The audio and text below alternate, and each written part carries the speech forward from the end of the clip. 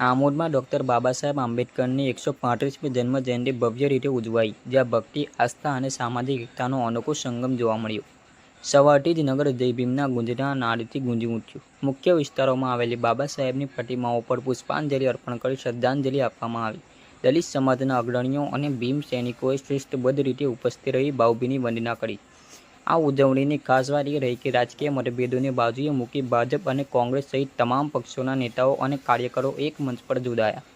જબ તક સૂરજ ચાંદ રહેગા બાબા તેરા નામ રહેગાના નાદ સાથે સામાજિક ન્યાયના વિચારોને બિરદાવવામાં આવ્યો.